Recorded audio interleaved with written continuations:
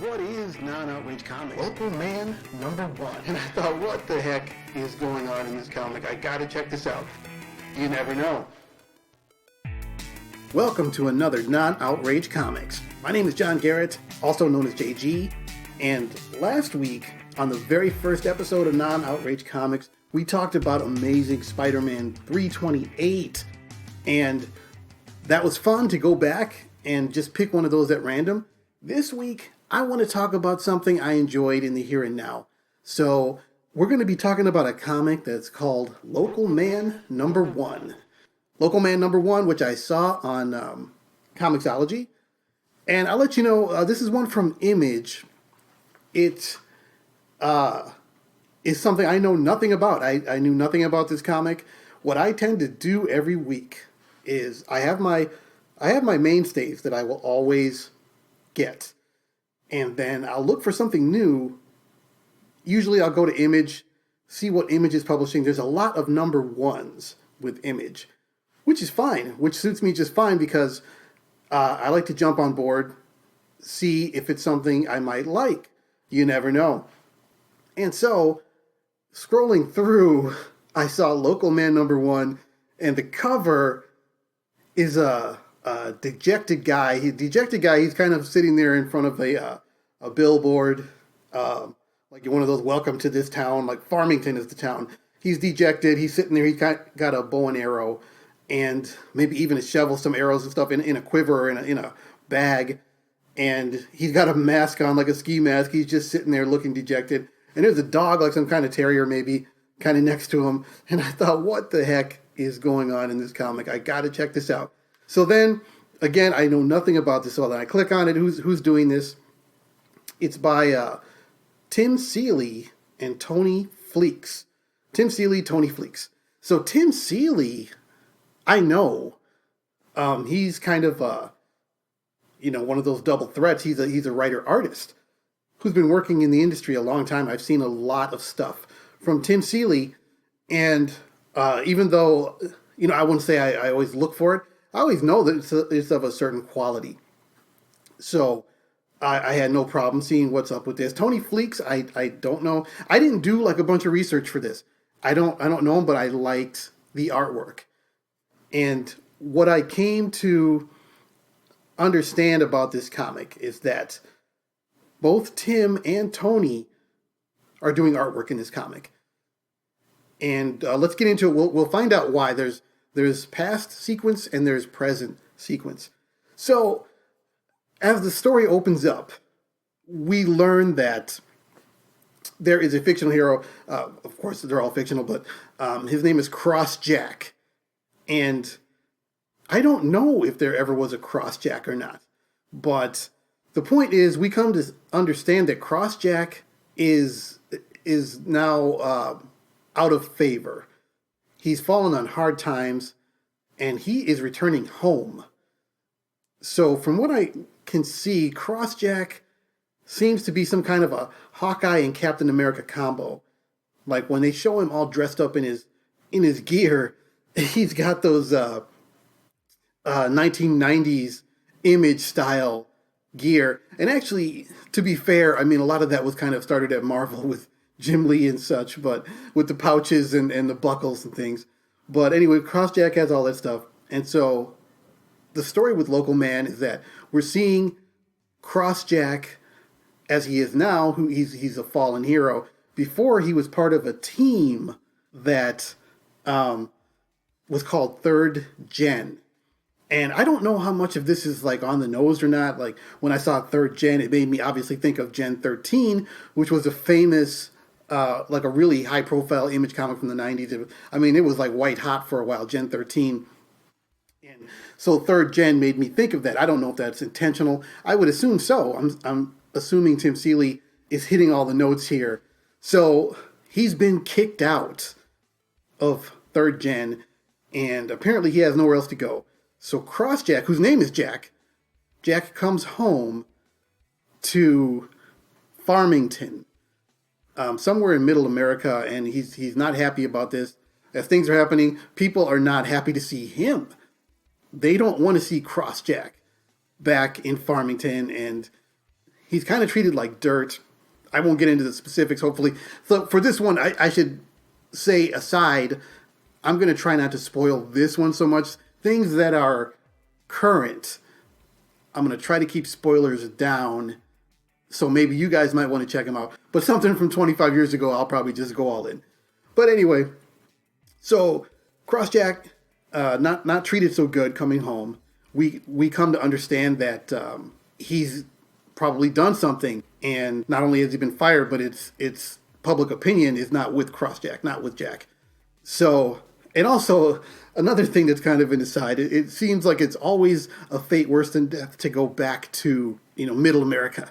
Please no, not Middle America, the flyover states. Nobody wants to go there. And as I happen to live in a Middle America state, and it just always cracks me up where these people will do anything.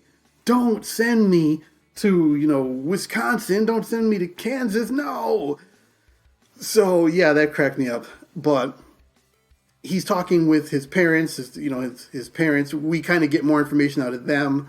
And it doesn't look like they want the kid back. They don't want him back, is what it seems like. And you can pick up little nuggets of information from the conversation, which I think is done very well, that it's not just dumped out there for you. You can see and read in between the lines that, okay, what's probably happened here. And so Jack gets tired of talking to his parents, and stupidly he goes out on the town. Not stupidly for the story, but surely if you're that hated, he seems to be hated. Surely if you're that hated, you're probably not going to go walking around. But he goes out to the bar, and trouble ensues with old friends, old enemies. I don't know if he's got any real friends, but one thing I do like from the artwork from both Tim Seeley and from Tony Fleecs, you can see in the people's body language, you can see in their expressions what is going on, what their opinions are, probably what else is happening that is not being said. And it reminded me of the artwork of, the immortal Dave Gibbons, who, of course, drew Watchmen. Now, Watchmen, of course, is probably the gold standard of comics. But in that one, I just remember seeing how Dave Gibbons would draw their body language, draw their expressions, and then it just would fall into place. Like, of course, that's why he was making that face then. That's why, he looked so dejected and defeated at that point. And it was so brilliant. I never forgot it. And it seems like the same kind of quality of artwork here, where I'm reading some subtext just from the artwork itself. And so to continue on, there's one of those situations where he connects with, there's an old flame, I guess. So who knows what's going to happen with that. It's one of those situations, I say it like that, where I like those kind of stories, even though I'm not a guy who cares about the relationships in TV shows. I don't care about the relationships in the comics. Get on with the fighting, get on with the explosions and such. But I will say, sometimes I like it when they go home. There's the old flame who maybe it could have worked out. Maybe will it work out now? There's always something where, okay, the guy has changed. He's become mature. He's become famous. So there's a similar situation to that, and I feel like the old flame, she was pretty interesting, and maybe the only person who doesn't hate him on sight. There's also a kind of a legal situation that reminded me of a real life legal situation between Rob Liefeld and Marvel Comics. Rob Liefeld, of course, one of the founders of Image Comics back in the 90s, where he created a Captain America. Actually, he didn't create it. I think it was a character named Fighting American, who I think was lying around on the floor, maybe unused. Maybe the copyright expired. Rob Liefeld picked up Fighting American, and he had a shield and such. He was, essentially Captain America. And from what I would call, Marvel sued. And the result of the lawsuit was that Fighting American could continue, but he just couldn't throw his shield. That's all that they came down with. And I remember kind of cracking up like, okay, I guess that hasn't exactly ruined the comic or anything. It's one of those silly things, kind of like The Boys as well. So things like that, just kind of the kind of idiocy of the legal machinery of these people. Well, anyway, to continue, even though Jack, he's back in his podunk town of Farmington, where he doesn't want to be, and he also is, it looks like he's thinking, what am I going to do next? That's what his immediate concern is. What is next for my life? But as we kind of can see from the end of the first part of the issue, that his life isn't going to be as mundane as he thinks. It really isn't, and I think it's about to really pick up, because some of the things that happen where it seems to me like somebody's not through with Crossjack. Somebody wants something from him. So just sending him back to his hometown is not going to be enough. He's not done. That's for darn sure. And so I also looked at the second part of the issue was set in the 90s, or maybe not necessarily the 90s, but the 90s style. We're seeing a flashback, and that's where Tim Seeley himself does the artwork on that. And I mean, it just reads like a 90s comic. And I burst out laughing several times just because I remember reading those comics and that was normal. It was normal for just, when somebody had muscles. I mean, they really had muscles, man. If they'd have a costume with pouches and upon pouches and buckles and straps and belts and all kind of stuff. And sometimes characters would have guns and knives and stuff that would never get used. And you'd wonder, what is in those pouches? What are they holding in there? And I think the most famous one was Cyclops from the X-Men. Like, he had all these pouches on, and people were like, does he have his glasses in there? Does he have another one of those visors? What does Cyclops need in those pouches? And not to mention the shoulder pads. There was always some kind of puffy shoulder pad or puffy face apparatus or something, and you'd be like, what is that? Surely they can't move in that, but it was just the way it was done back then. We wanted to see all this extra crap on the characters, and it made us think that it was cool or something. And so I couldn't help but laugh. But you can see from his interaction with the team that maybe Crossjack, he was on the team, but maybe he was new and not quite one of them yet. And it looks to me, I could be wrong, because remember, I know nothing about this. I didn't do any research. I'm just saying what my thought is that it looks to me like there was a teammate, a woman named Neon, and I thought it sure looks like some kind of a Me Too situation happened between him and Neon, and who we see is named Erica. But again, that's one of the things that remains to be seen. But I think a great job was done with setting this up and not doing an info dump. I hate when there's an info dump and then somebody just spells out the whole darn thing, and it's like, man, you couldn't do it better than that. But in this case, you could have taken away a lot of the text bubbles here, and you still would have known what was going on just from the artwork and the people's body language and such. So I think with this one, I felt really good about it, because when it got to the end, I wanted more right away. And there isn't more yet. This is number 1. They're coming out. So unfortunately, there's no more at this particular time, but definitely check this out. If you're looking for kind of an oddball tale, it was just really interesting. So this week, my image trawling, it actually paid off. It doesn't always pay off. Sometimes I'll pick up these number 1s and I'll read through them, and that doesn't mean I'm always going to stick with them.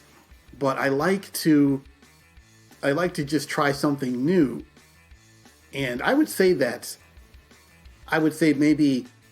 10% of the time I might stick with something, and then it will be it might end up even being a limited series or something. Rarely does it end up where it's something that just goes on forever. Like this Local Man, I'd be surprised if this is a series that's meant to continue. And I don't know if if it, how long it will go on. Sometimes these things go on for 6 issues, maybe 12 issues at most. But I think a great job has been done here. And I also like to say, like, those Image comics that apparently, gave him this idea to do. Man, he just nailed the tone of those comics so well. I don't know how to, like, if you haven't seen them, if you haven't read those little comics, people make fun of them now, but which I do too. But the point is, I mean, there was a lot of joy in those comics, and I picked up so many. They mentioned 2 teams here, so it seems to me that Crossjack is being set in this Image universe where these other teams do exist. In the 90s, there was Cyber Force. They mentioned Cyber Force. They mentioned Brigade.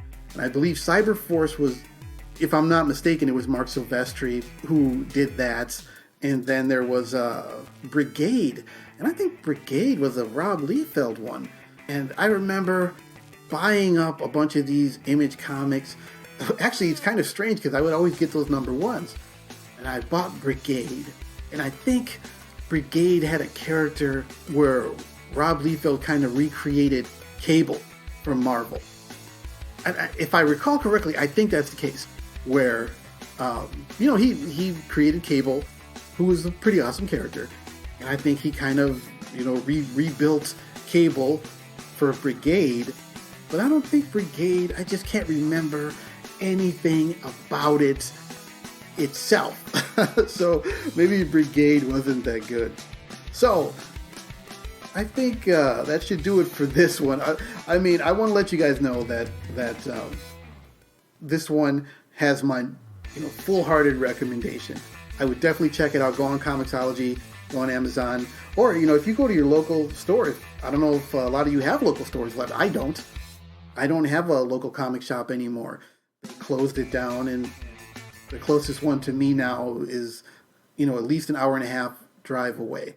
So that kind of moved me over to Comixology, which, it sucks and it doesn't suck. It's nice to get this stuff, but I do miss going down and hanging out at the comic shop and making a day of it and just picking through stuff and see what other people are saying right there in the store. So I guess that'll be enough of my blathering on that one.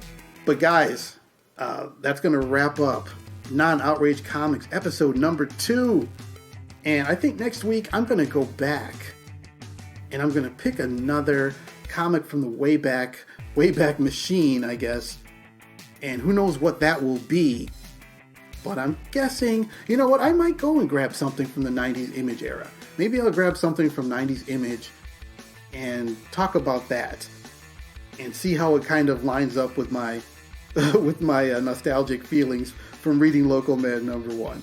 Anyway, I'm out of here for now. My name's John Garrett. Please check me out on social media. I'll put my links in the description. John Garrett X, pretty much on Twitter and Instagram. But yeah, like, share, and subscribe if you like this. I appreciate it. And I'll see you guys next time.